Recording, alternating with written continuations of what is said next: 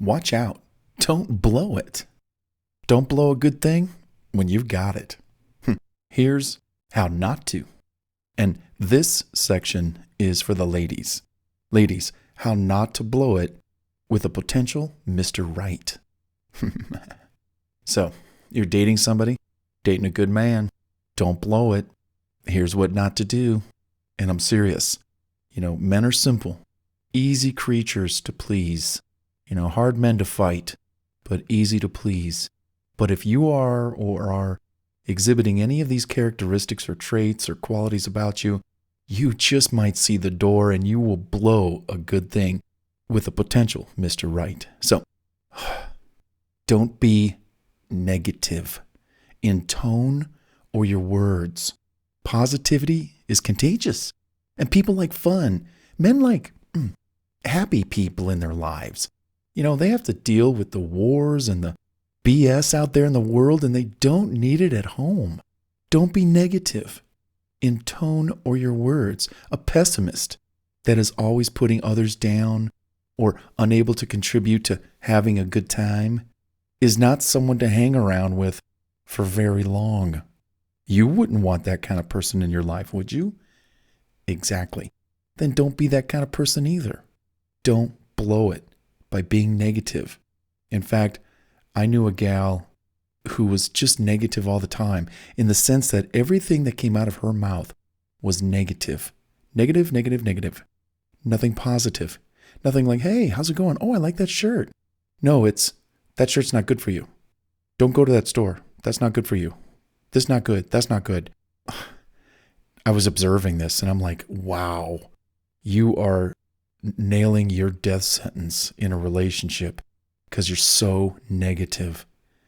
Goodbye.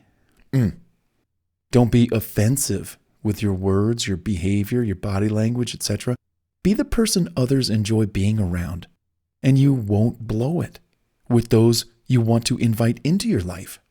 If you're rude, insensitive to others, demeaning, and put others down, wow, you'll see the front door, and that's it. No entry for you, my dear. Don't be overly competitive.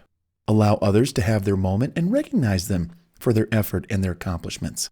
This world isn't just about you. You don't have to win all the time. What's more, don't compete with your man on any level. He competes enough in the world to bring home the fruits of his labor for you. Compliment him. Say nice things. And compliment him by finding things in common so you grow together and not apart.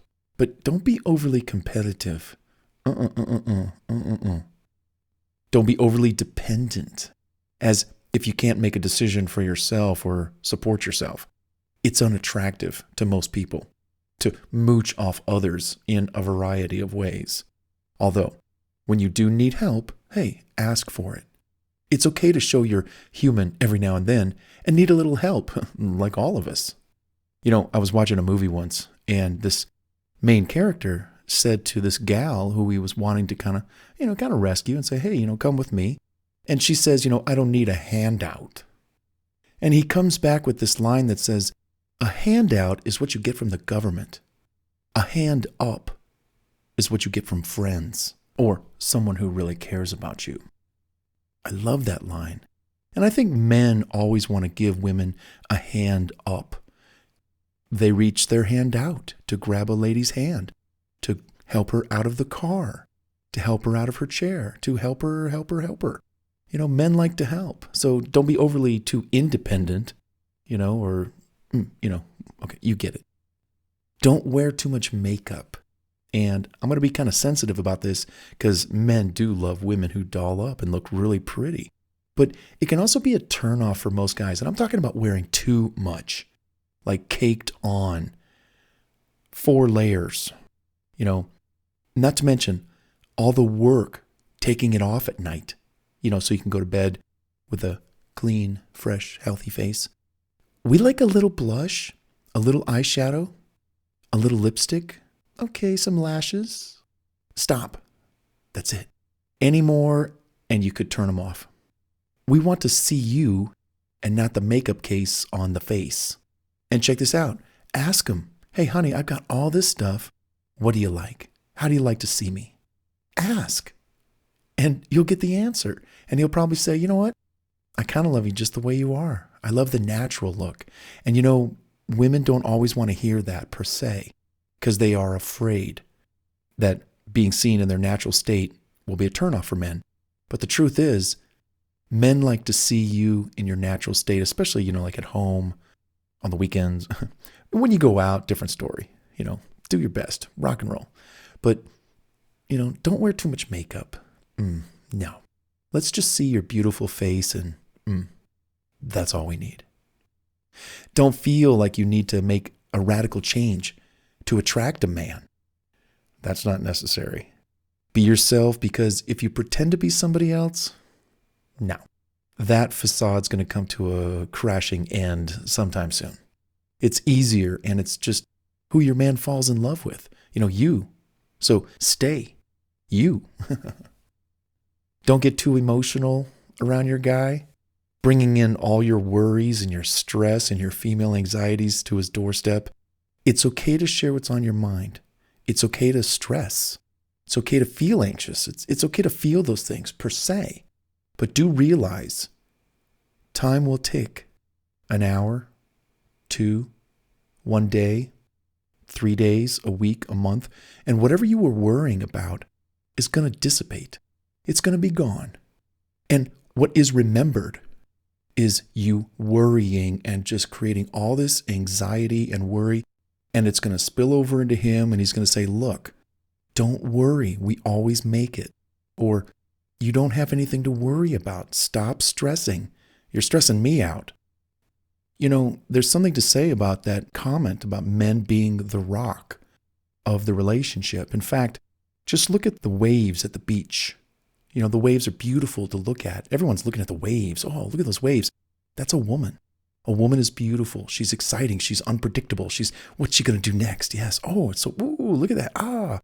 Men are the boring cliffs, the boring rock, the rocks that keep the waves a little bit in check, so the waves just don't come crashing up onto the shore and scooping everybody out and bringing them back to sea like a tsunami. No, men are the balance. So with all that energy and all that anxiety, and it's important to worry, it's important to be a little overly like, I think we should worry about this. We better do something. I get it. But at the same time, calm, tranquility, keeping your head on straight, during the times of pressure. Don't let them see you sweat, that kind of thing. So try not to worry. Try not to stress. And try not to do all that stuff to your man, because your man is maybe trying to do something. Again, it's okay to share what's on your mind, but leave the drama to TV, your girlfriends, or a therapist. Don't focus on material things, the bling bling, trying to impress the Joneses. No. But let your inner beauty be his pride and joy. Take a good look in the mirror, deep within yourself. Do you see good that lies beneath? You better. I hope so. Bring that out. Bring it out of you and keep it there, always. That's what he wants to see. That lasts forever. Have you ever heard the expression of the flesh versus the spirit? Everything that relates to the flesh decays, grows old, wrinkled, is destroyed, burned. Flesh. Flesh has a very short lifespan. 1 year, 5 years, 10, 20, 180. The spirit does not have an expiration date. The spirit lasts forever. The spirit is light. The spirit is free. Flesh costs. You want to pretty up that flesh, get some plastic surgery. That's going to cost you. Vitamins, exercise, all that stuff. It costs you time, energy, motivation. But the spirit, you can love someone and you could be bound to a wheelchair. You could be on a hospital bed. You could be blind. And the spirit will love someone unconditionally forever. You're gone. You're dead. Passed on. People still remember you. Your spirit lives on. You are remembered. So keep that in mind. Do not cling to the flesh or material things because they fade. Like they say, once you take the car and you drive it off the lot, it's already depreciating in value. So no matter what things you buy, they're never going to be enough. You're always going to want to need more. Forget it. Put a cap on it. Put a limit on it. You are the prize. You are the material asset. You are the beautiful thing that the man wants. Don't blow it by saying, I need this, I want this, I feel insecure. See ya, there's the door. No. And I want to say this, to the degree you want a high-value man, I've heard this being discussed amongst women looking for a high-value man. And, how do you define that? Does he have to have money? Does he have to have, good looks? How about a good heart? Because in the long run, that's the only thing that's going to save you, his heart. Because the money will come and go, his looks will come and go, but his heart and the way he loves you, compared to all of your past boyfriends and husbands and ex-husbands and exes who, I don't know, we hear stories, treat you like trash, kick you to the curb, all those kind of nasty things. A good man with a good heart, there's the prize. So don't blow it. Don't focus solely on yourself or demean others around you just to prop yourself up, as if you don't care or you don't have time for them. If you are guilty, now would be the time to change those unflattering habits and show some compassion. Arrogance, cockiness, being a biatch. No, men don't like that. Those are cover-ups. Those are fronts for insecurities and all that jazz. Listen, just come clean. A good man will say, look, honey, you don't have to be like that. You don't have to talk like that around me or even to my friends or your friends. Forget that. Just come here. Just come on. Let's just sit here and talk. Yeah, that's it. Don't make demands, commands, or give orders. Let me rephrase that. Bark orders like a drill sergeant. No man wants to be barked at. Do this, do that. No, you're doing it wrong. If you're the one always making decisions, constantly needing to be in charge, or trying to control what others are doing, it's unappealing to most people, especially a man. Let's see, B-Y-E, bye, that's you. Don't be bossy. And you know what I mean by that, everybody, both parties, male, female, be nice. Be nice. Even the man, his section's coming up. How not to blow it with a potential Miss Right. So don't worry, ladies, we're going to get to the guys in the next section. But it's just so important that we're all nice. Be nice to each other. There's already so much meanness going on out there in the world. Don't bring that home. Don't bring it into your relationship. Don't bring it into your world. Don't. You'll blow it. And lastly, don't view your boyfriend or your husband's family and or friends as enemies. They're his friends, they're his family, and he likes them for whatever reason, or maybe he doesn't. He might see your side. I've seen that happen. But no matter, be supportive, or he'll choose them over you. Don't force him to decide, or you'll blow it. What else can you think of that you have either experienced, you did, or you did blow it? Or you saw maybe your girlfriends do something and they blew it, whether they were married or just dating. Think about all the things that you should not be doing so you don't blow it with a great and potential Mr. Right. Because once you blow it and he kicks you to the curb and says, you know what, I'm sorry, this is not working out. And then he goes on to find a gal who doesn't do these things to blow it. And now he's happy and he met the girl of his dreams, supposedly. And where are you? Don't mess a good thing. And one more little tip. If you think that you're going to be shown the door because you did something to blow it, or you were shown the door, like, hey, this is not working out. I don't like this. I don't like how I'm treated. I don't like how you talk to me. I just don't like it. And we're going to have to break up. That's the time to say, okay. I don't want to break up. I got to get my head on straight, honey. You're saying this to him. Okay. And I'm just telling you, just arbitrarily. Let's make a list of where I've gone wrong.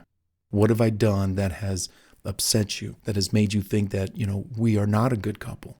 Let's write that down. And I mean, you don't have to write it down, but let's write it down. Take action, take responsibility. Let's identify these things and I will work on them, because If I've got characteristics or idiosyncrasies that, they come out, there's got to be a root source. Maybe I can work on it. Would you give me a chance? Would you work on those things with me? And if you just come together and talk, you don't need to go outside and see a therapist who doesn't know you. They don't know your real situation. You two do. You've been in the trenches together. So talk things out. Otherwise, you might do something that might blow it with a potential Mr. Right.